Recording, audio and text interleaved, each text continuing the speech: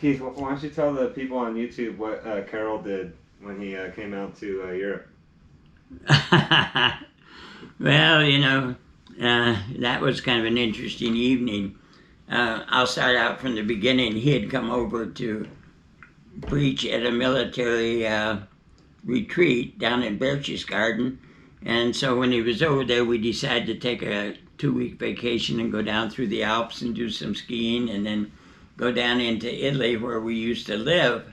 And when we went down to the little village of Stanga, where we used to live, I failed to mention to him that we had lived within walking distance of the pizzeria that we were going to stop at. Well, we stopped there and we walk in and everybody saw us. We'd only been gone about 8 months at that point. Everybody saw us and they stood up and started walking towards us, and he thought we were having some sort of an insurrection and the whole army was against us. And I mean, he actually turned white as a sheet. And I said, it's okay, we know these people, we know them. Well, I got him calmed down. We went and got a table and sat down. He said, I've got to go to the men's room. So I said, it's right back there. He was gone, and he was gone, and he was gone. He came back and he said, now, on top of everything else, somebody stole the toilet. I said, no, Carol, welcome to Italy. This is a hole in the ground. A little hole in the floor, but it has 2 places to put your feet, so. Did they have small holes for the children? No, it's pretty standard. But they have places out here for you to put your feet. I don't know what the women's room is like, but I think it's very similar.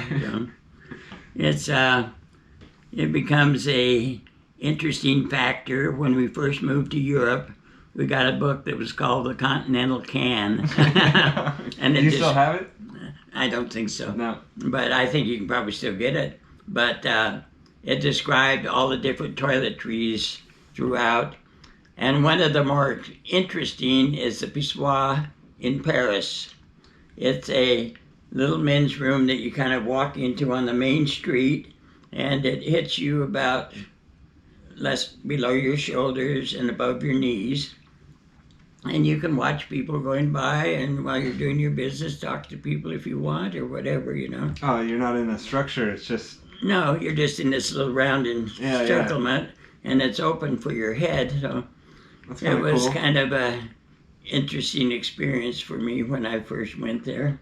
But then the other thing about European toilets back then, I don't know what they are now, but men and the women all go into the same one, and you have your washing sinks and everything, and then you just have your little side ones with a little burn. It's not overly private, but and the beauty of Germany particularly is if you're a gentleman and really think you need to stop, you just stand beside the road and it's considered perfectly proper. Yeah. And I had 2 boys that were young boys when we lived there.